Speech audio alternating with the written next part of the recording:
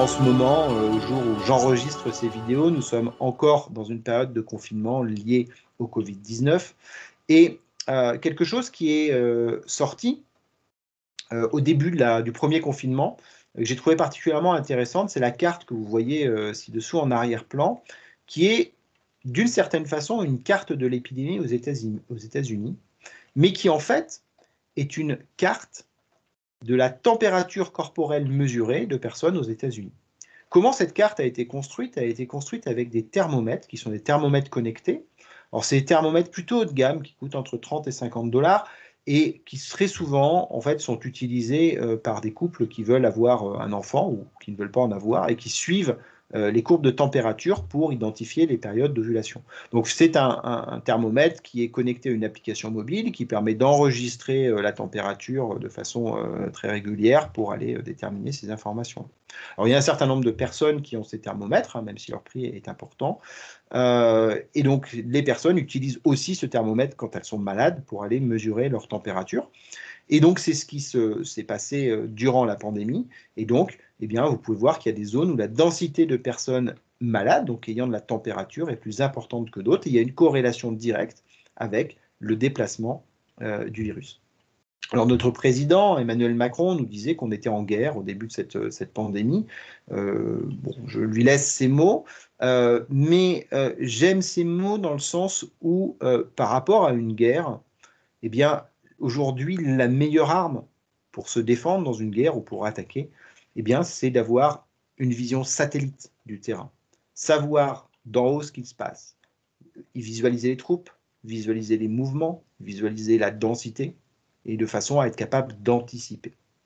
Alors c'est exactement ça que nous permet l'Internet des objets dans ce cas-là. Il nous permet de visualiser l'épidémie en temps réel, en fonction des personnes qui ont de la température, et il nous permet de visualiser les déplacements. Dans la deuxième partie du confinement, c'est-à-dire plutôt sur la fin 2020 et 2021, majoritairement, le confinement en France a été localisé. Localisé parce qu'il y avait un suivi grâce à des tests qui permettaient de définir, d'identifier les zones particulièrement touchées et donc de prendre des décisions localisées pour limiter les déplacements. Nous avons pu faire cela parce qu'il y avait des tests. Or, au début de la pandémie, il n'y avait pas de tests, donc on n'avait pas de visibilité. Mais par contre, on connaît les conséquences. La température est une conséquence. Et quand une épidémie forte vient, alors même si la température peut venir de plusieurs causes, il y a une cause dominante qui est celle-ci. Alors, c'est donc un indicateur assez intéressant qui nous permet de localiser les choses, qui nous permet de visualiser des déplacements, qui nous permet d'anticiper sur tout ce qui va se passer derrière. Quand une personne malade, on sait qu'elle a un certain taux de chance de rentrer derrière en hôpital, en réanimation, ainsi de suite. Donc, d'accord, qui nous permet d'anticiper tous les problèmes qui sont à traiter. Et cette cartographie peut donc être un outil intéressant. Alors, ce que l'on voit là, c'est une carte qui a une précision d'à peu près 100 km par 100 km, hein, la taille de chacun des counties qu'on voit dessinés sur la carte. Donc, c'est quand même pas forcément très précis, mais malgré tout assez intéressant. Et derrière chaque point, en fait, il n'y a pas forcément énormément de données, puisqu'on est sur des thermomètres qui coûtent 30 ou 50 dollars. Alors moi, je me suis intéressé à cette question-là, et étant donné que je développe à titre professionnel une technologie d'objets connectés à très bas coût, hein, ce que j'ai un peu évoqué avec la table connectée ou autre, c'est-à-dire la possibilité de fabriquer des objets communiquant à moins de 1 dollar, ben, je me suis intéressé finalement à la faisabilité d'intégrer cette information, non pas dans un thermomètre haut de gamme, mais dans un thermomètre classique, celui que nous avons tous à la maison, le petit thermomètre à 5 euros qui se contente de vous afficher la température et qui n'est pas connecté aujourd'hui à quoi que ce soit. Donc j'ai prototypé cette solution et montré qu'il était totalement possible de prendre un thermomètre existant, de rajouter simplement un composant électronique permettant de faire cette communication, composant électronique qui a un coût de 25 centimes, et de réaliser ainsi un thermomètre connecté. Ce qui est particulièrement intéressant avec cette approche-là, outre le fait que ce thermomètre connecté, finalement, coûtera peu cher, c'est-à-dire qu'on peut avoir un thermomètre connecté à 3 dollars à la fin, Eh bien, c'est que ce thermomètre est beaucoup plus respectueux de la vie privée des personnes, ce qui est très important quand on parle de données de santé. Aujourd'hui, le thermomètre connecté à 30 ou 50 dollars est un thermomètre Bluetooth qui interagit avec un téléphone qui nous est personnel, associé à une adresse IP qui nous identifie et sans doute à un compte mail que nous avons créé sur la plateforme derrière, donc qui nous identifie personnellement et qui envoie donc cette donnée de santé vers une plateforme qui collecte l'ensemble de ces informations. Il est donc difficile de convaincre l'ensemble de la population d'utiliser ce type de solution pour des raisons économiques, mais aussi pour des raisons éthiques, car ces solutions sont de la donnée de santé, de la donnée personnelle, et tout le monde n'a pas envie de partager cette donnée-là. Maintenant, quand on est sur une solution vraiment IoT, très bas coût, comme celle dont je vous ai parlé, cette solution-là, en fait, elle ne va pas remonter la température de la personne. Elle va uniquement remonter une information qui est de savoir si la personne a de la température ou n'a pas de température. Donc on va déjà réduire l'information qui est transférée. Ensuite, cette information va être transférée de façon anonyme, car à partir du moment où on ne rattachera pas le thermomètre à une personne par un compte, un identifiant, enfin par une adresse mail, par une adresse postale ou quoi que ce soit, eh bien on n'aura pas la traçabilité de l'identifiant du thermomètre avec celui de la personne. Donc on n'est pas sur une donnée personnelle, on n'est pas vraiment, enfin on est sur une donnée de santé d'une certaine façon, mais comme elle n'est pas personnelle, on limite quand même le risque. Et on n'est pas sur une donnée géolocalisée de façon précise. Comme je l'ai dit précédemment, les technologies dont je parle ont une précision de localisation en ville de l'ordre de 1 km et ont une précision lorsque l'on est en milieu rural de plutôt une dizaine de kilomètres. Donc dans tous les cas, on est très peu probable de pouvoir faire le lien entre une information de température et une information personnelle. Donc vous voyez qu'une solution a énormément d'avantages, elle est très peu chère, elle ne permet pas de réidentifier les personnes, et donc pour ces raisons-là, cette solution pourrait être déployée de façon massive. C'est-à-dire que les États pourraient décider que chaque thermomètre qui doit être vendu doit intégrer cette fonctionnalité. L'investissement, si l'on regarde d'un point de vue français, par exemple, pour une telle chose, consisterait globalement à subventionner les fabricants de thermomètres à hauteur de 1 dollar pour couvrir des coûts de fabrication qui peuvent être estimés autour de 50 à 70 centimes. Et donc, si l'on compte 30 millions de foyers à peu près en France, eh bien pour un investissement de 30 millions d'euros, on pourrait avoir une vue globale de la population. Alors je vous rappelle que les conséquences du premier confinement en France sont estimées à 150 milliards d'euros. Donc vous voyez que pour 30 millions, si on a une capacité à ne serait-ce que diviser par 2 les conséquences d'un confinement ou d'une pandémie, en évitant une fermeture globale, en ayant un meilleur contrôle, en évitant un arrêt de l'économie pendant plusieurs mois, eh bien c'est 75 milliards que l'on peut récupérer pour un investissement de 30 millions. L'Internet des objets est donc quelque chose dans un exemple comme celui-ci qui est particulièrement rentable. Alors bien sûr, il y a plein de questions à se poser autour. Si le sujet vous intéresse, vous pourrez consulter mes articles de blog sur ce sujet-là, sur mon site web qui s'appelle disque91.com, disk91.com. Et là, vous verrez un petit peu plus d'éléments sur les questions annexes autour de cette approche. Mais voilà, c'est pour illustrer ce que l'on peut faire et comment on peut transformer une situation en utilisant la connectivité entre les objets. Alors, autre exemple que j'utilise assez régulièrement pour comprendre comment on peut passer d'une chose assez simple et assez basique à une offre de services relativement riche. Prenons l'éclairage dans une ville, l'éclairage urbain. Notre éclairage aujourd'hui n'est pas, dans la majorité des cas, un éclairage connecté.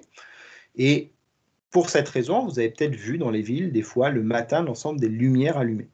Des fois, on pense que le système est défaillant, que c'est pour ça que les lumières sont restées allumées, mais en général, il n'en est rien. La raison pour laquelle les lumières sont allumées, c'est qu'il faut savoir quelles sont les ampoules qui sont grillées pour les changer. Et donc, on allume les lumières le matin, et puis on fait une tournée dans la ville pour identifier les lumières allumées. Enfin, plutôt celles qui sont éteintes, et qui donc sont grillées. Voilà. Ça veut dire plusieurs choses. Vous le voyez de temps en temps, bon, ça consomme de l'énergie, ça implique qu'on a des personnes qui font une tournée à ces moments-là, mais vous le voyez peu souvent. Donc ça implique aussi que on identifie les lumières qui sont grillées, finalement, de façon assez peu fréquente. Alors si l'on imagine un système connecté, on peut imaginer un système, encore une fois, avec un coût additionnel par lampadaire qui peut être faible, autour de quelques dollars, ce système serait capable de nous dire immédiatement si une lumière dysfonctionne. Le soir même, s'il n'y a pas de lumière sur le réverbère, eh bien, a priori, il y a un dysfonctionnement. Donc, quelqu'un pourrait intervenir beaucoup plus rapidement.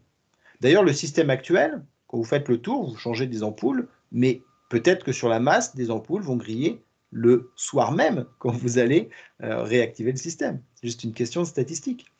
Et donc, celle-ci devra attendre la totalité de la période des tests avant d'être remplacée. Donc, si vous avez l'information immédiatement, là, potentiellement, vous aurez un service qui va être meilleur pour vos administrés. Donc ça, c'est un premier avantage. Alors ensuite, si vous avez capté de la donnée, vous allez peut-être vous rendre compte qu'en fait, il est possible de détecter la panne. Peut-être qu'il y a un comportement particulier, la lumière diminue, elle vacille, je ne sais pas. Donc si vous avez la data régulière sur l'état de la luminosité, vous allez pouvoir identifier, grâce à des algorithmes d'intelligence artificielle, de machine learning par exemple, vous allez pouvoir identifier une lumière qui va être défaillante. Vous voyez qu'on a quand même là changé encore le niveau de service, puisqu'on était passé d'un niveau de service où des lumières restaient grillées longtemps à un niveau de service où les lumières étaient changées très rapidement. Et là, on peut rentrer dans un niveau de service où il n'y a plus de rupture de lumière, car l'ampoule est changée avant qu'elle soit grillée. Donc on peut améliorer le service rendu aux citoyens grâce à ce genre de choses. Alors on peut aller plus loin. À partir du moment où on est capable de faire ce genre de choses. Peut-être que la personne, l'entreprise qui pourrait s'occuper de ces lampadaires, pourrait prévoir une commercialisation qui serait un taux de service. Je vous garantis 98,9% de lumière. Je vous garantis 100%. Donc on peut transformer quelque chose qui est finalement des opérations peut-être ponctuelles de changement d'ampoule en une notion de service de lumière avec un SLA. Alors maintenant que j'ai ajouté de la connectivité sur ces lumières, ben peut-être que je peux aussi faire des économies en modulant cette lumière. Il y a peut-être des heures de la nuit où j'ai besoin de n'allumer qu'un lampadaire sur deux, peut-être des heures de la nuit où je peux diminuer la lumière. Peut-être que si je couple cette lumière qui est devenue intelligente avec des capteurs de présence, je peux n'allumer les lumières que quand quelqu'un est présent, ou les allumer au maximum, on va dire, de leur puissance lorsque quelqu'un est présent. Et là, sur des dizaines ou des centaines de milliers de lampadaires, la consommation énergétique que l'on peut économiser est gigantesque. Ce sont des économies financières pour les municipalités, mais c'est aussi une économie d'énergie pour notre planète. Donc vous voyez que le fait d'amener de la connectivité, encore une fois, peut être fait pour un objectif particulier. Moi, j'ai pris le fait de remplacer les ampoules. Maintenant, ça pourrait être l'inverse. Hein. On pourrait commencer par faire des économies d'énergie et nous amène à couvrir d'autres besoins. Donc, dans mon cas, changer les ampoules nous amène à économiser de l'énergie, mais on peut très bien imaginer que les économies d'énergie nous amènent à proposer un taux de service sur la lumière et ne plus avoir d'ampoules qui soient grillées et qui n'éclairent pas nos villes. Voilà. Donc, on est dans une transformation, c'est une transformation de l'approche. Hein. Encore une fois, je vous disais au départ, on est plutôt sur, on va dire, si on imagine que c'est une société tierce qui fait cette opération, on est sur des choses qui sont ponctuelles, où on paye les gens à la journée pour réaliser quelque chose, et on transforme ça en un service avec la fourniture d'indicateurs de qualité de rendu de ce service-là. Je peux vous donner d'autres exemples dans la mobilité, avec un sujet sur lequel j'ai travaillé pendant quelques temps, qui est de dire si je capte de la donnée de mobilité, c'est-à-dire finalement je capte du comportement de conduite. Alors, en captant ce comportement de conduite, eh bien, je suis capable de définir, avec pas mal d'intelligence, hein, je suis capable de définir la qualité du conducteur. Donc je suis capable, au travers de cet indicateur-là, d'identifier son risque d'avoir un accident par rapport à d'autres conducteurs qui ont des comportements de conduite différents. Donc je peux identifier des personnes qui sont plus ou moins à risque, ce qui veut dire que puisque je peux identifier des personnes à risque et je peux identifier pourquoi elles sont à risque, je peux donc leur proposer de corriger ces défauts-là, de s'améliorer sur les zones sur lesquelles elles sont à risque.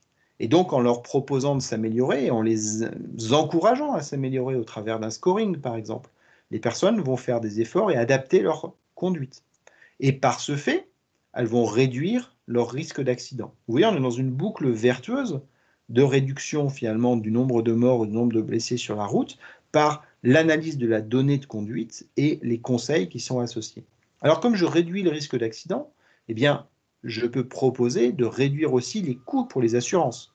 Et donc si je réduis les coûts pour les assurances, je peux à la fois améliorer la performance de l'assurance et à la fois satisfaire le conducteur qui va payer une prime qui est moins chère et sera donc encore une fois encouragé avec un avantage financier à améliorer sa conduite.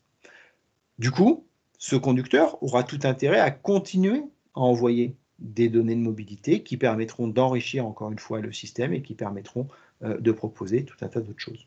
Donc, vous voyez un exemple ici d'utilisation de l'Internet des objets dans le cadre de la mobilité pour améliorer la sécurité sur les routes.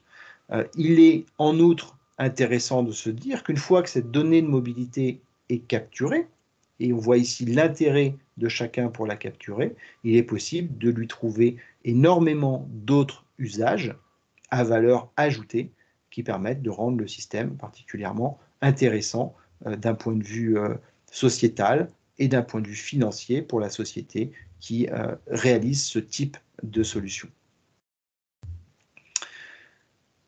Je vais maintenant enchaîner sur un autre élément qui est important dans la compréhension des marchés de l'Internet des objets.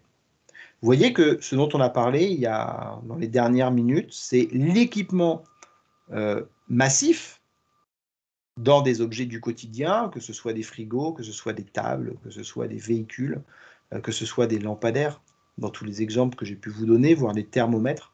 Donc, quelque part, si ces solutions-là sont déployées à l'échelle, eh bien, nous pouvons nous dire qu'elles sont présentes chez chacun de nous. Nous avons tous une table, deux tables, trois tables, nous avons tous un frigo au moins, nous avons tous un véhicule, voire deux, nous avons tous un thermomètre à la maison, voire plusieurs. Donc, vous voyez qu'il y a un effet d'échelle qui est relativement intéressant dans l'Internet des objets, et c'est pour ça que l'Internet des objets a été vraiment vu comme quelque chose d'énorme d'un point de vue économique dans les années à venir, et il est toujours vu comme quelque chose d'énorme dans les années à venir.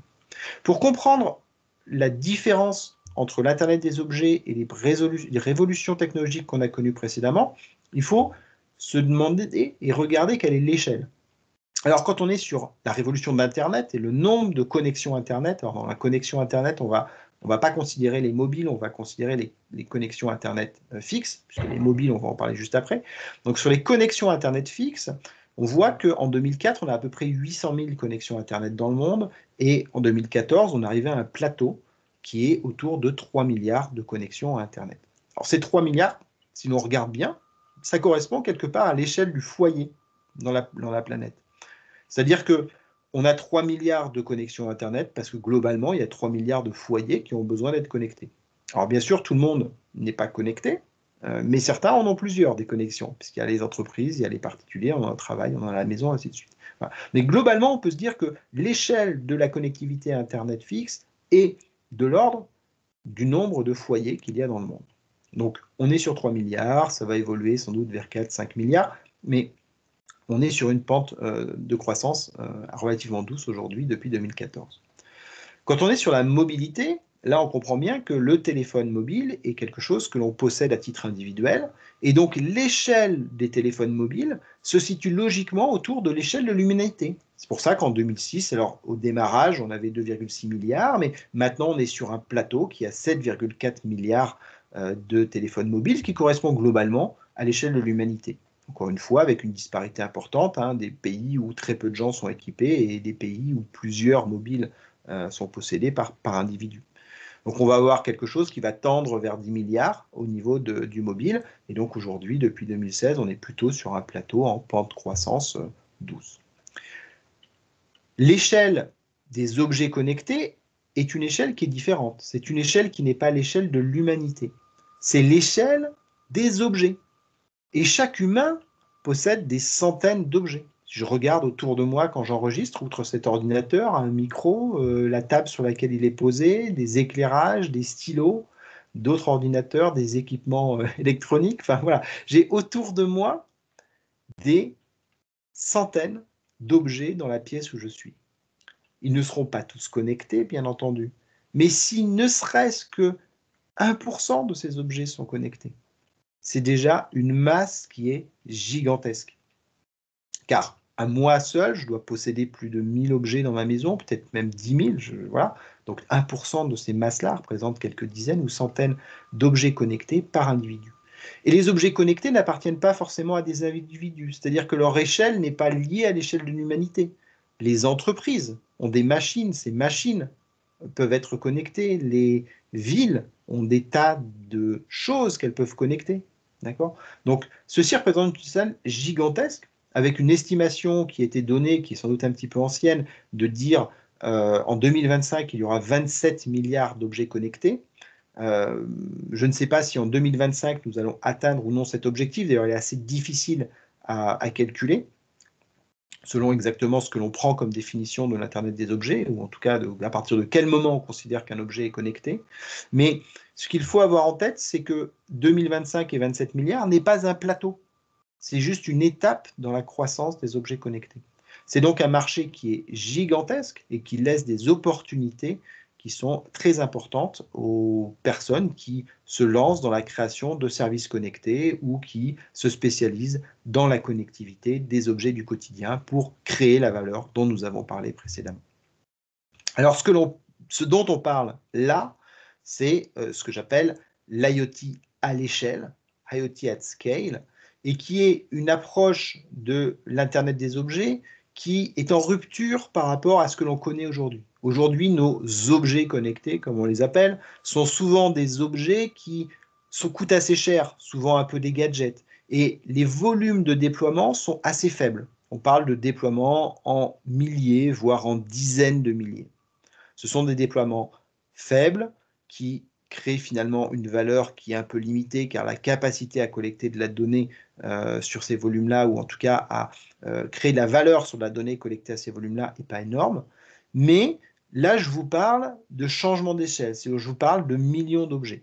Alors, un exemple là-dessus, par exemple, le déploiement par une ABIS de compteurs connectés pour Ninchigaz au Japon est un déploiement à 900 000 objets connectés. Ce déploiement-là est un déploiement qui permet de mesurer la consommation de gaz de façon à faire du remplacement de bouteilles au bon moment. Donc finalement, vous voyez, on est assez proche de mon histoire de lampadaire précédemment, donc avec une amélioration du taux de service, et ainsi de suite. Donc l'IoT à l'échelle, c'est un IoT qui est en millions de pièces. Et un IoT en millions de pièces, eh bien, ça se traduit par un coût de connectivité additionnel très faible sur les objets. Car on ne va pas déployer 1 million d'objets avec un coût de 150 € par objet. Des fois, ça peut avoir du sens, hein, tout à fait, hein, ça ne représente finalement que 150 millions d'euros.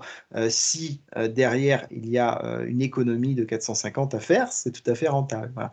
Mais globalement, on va plutôt parler d'objets connectés, enfin de connectivité additionnelle autour de 1 $ quand on parle d'IoT à l'échelle, de façon à pouvoir déployer en millions avec des budgets qui sont finalement beaucoup plus limités, puisque 1 million d'objets à 1 $ représentera 1 million d'euros d'investissement, ce qui est quelque chose qui est accessible à beaucoup d'entreprises, à beaucoup de communautés, de villes ou à un État très très facilement. Voilà. Alors, cette limite du 1 $, c'est une limite qui a été franchie en 2020 avec la technologie Sigfox, entre autres, qui permet de faire des objets qui communiquent avec un système de radio très simple, qui donc a un coût de production qui est particulièrement faible. Donc on n'est pas en train de parler de science-fiction quand je suis en train de parler d'objets à ultra bas coût, on est en train de parler de quelque chose qui est certes émergent, mais qui est réel et qui est sur le marché aujourd'hui. Donc c'est quelque chose qui est très frais, vous voyez, hein, d'un point de vue technologique, parce que je vous parle de 2020, qui n'était pas possible en 2018, d'accord, qui était dans les labos en 2019 et qui est concrètement sur le marché en 2020. Donc on parle à quelque chose de tout à fait neuf, mais on parle de quelque chose de tangible, de réel, quelque chose qui est en production. Voilà. Le deuxième point qui est important quand on va parler d'IoT à l'échelle, c'est les coûts de maintenance. Les coûts de maintenance sur le terrain, ils doivent tendre vers zéro. Si je déploie 1 million d'objets et que chaque objet coûte 10 € à maintenir sur le terrain, ça fait un budget de maintenance de 10 millions d'euros par an pour la flotte d'objets, et ça peut complètement tuer le business model, comme on l'a vu précédemment. Donc il faut tendre vers un coût d'exploitation sur le terrain qui est de l'ordre de 0, et il faut tendre sur un coût additionnel dans les produits qui est de l'ordre de 1 $. Tout ceci est aujourd'hui possible, et c'est en ça que la révolution de l'Internet des objets est en marche à ce jour. Alors, qu'est-ce que nous allons faire avec tous ces objets, avec ces millions d'objets?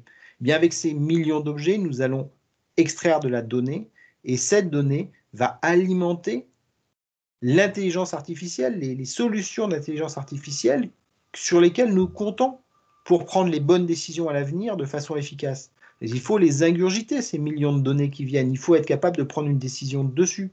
Ce n'est pas des humains, on va dire, qui vont analyser les données une à une, mais c'est bien un système informatique qui va analyser ces données pour en tirer des conclusions et prendre des décisions. Et ça, c'est le domaine de l'intelligence artificielle au sens assez large. Et donc, cette intelligence artificielle a besoin de données. Elle a besoin de données pour s'entraîner et elle a besoin de données pour prendre des décisions. Et dans le monde physique, aujourd'hui, comme je l'ai déjà évoqué, il y a très peu de données disponibles. Le monde physique est peu connecté. Or, le monde physique, ce sont des objets. Ce sont des objets qui peuvent être déployés, hein, et même si on est dans le monde agricole et qu'on parle là de la terre et ainsi de suite, ce sont des objets qu'on peut déployer pour connecter un champ. Alors un champ est-il un objet? C'est une question philosophique sur laquelle je ne vous demanderai pas de réfléchir, mais on peut le voir aussi comme un objet d'une certaine façon, au sens où on peut lui apporter de la connectivité, remonter de l'information. Et donc toutes ces données-là vont alimenter des moteurs d'intelligence artificielle entraînés grâce à la captation préalable de ces données pour aller régler des gros problèmes que nous avons aujourd'hui, qui peuvent être des problèmes environnementaux, des problèmes d'efficacité, que ce soit énergétique, de mobilité ou de productivité quand nous sommes dans les entreprises. Voilà ce que nous avons vu sur cette étape qui était importante pour bien comprendre la finalité de ces objets connectés dont nous parlons à l'échelle de l'Internet des objets. Eh bien, c'est que l'Internet des objets est là pour transformer le marché. Il est là pour changer le paradigme, pour changer notre façon de faire les choses. C'est pour ça qu'il change aussi les process de l'entreprise. C'est pour ça qu'il est dans la transformation et qu'il s'agit d'une transformation IoT plus qu'une technologie IoT. Cette transformation IoT, elle va nous permettre de récupérer des données sur tout type de choses et partout dans le monde, sans aucune limitation, sans aucune frontière. Et pour qu'elle soit efficace, il faut que cette donnée soit capturée à l'échelle, c'est-à-dire dans des dimensions qui sont de l'ordre de millions de pièces. En fait, l'échelle est l'échelle des objets. Si je produis des centaines de milliers de tables par an, eh bien, le volume de connectivité va être de centaines de milliers de pièces par an, ou potentiellement, peut-être que je peux avoir des informations très intéressantes en ne captant que 10% de ces tables, mais dans ce cas, on aura des dizaines de milliers qui sont quand même en relation directe avec la quantité de tables que j'ai pu produire. Voilà. Donc on est sur des échelles importantes qui sont les échelles des objets avec une couverture mondiale car les objets n'ont pas de frontières, ils sont fabriqués quelque part, ils sont utilisés à un autre endroit, ils peuvent être déplacés au cours de leur vie et l'ajout de connectivité va nous permettre de créer une transformation du marché.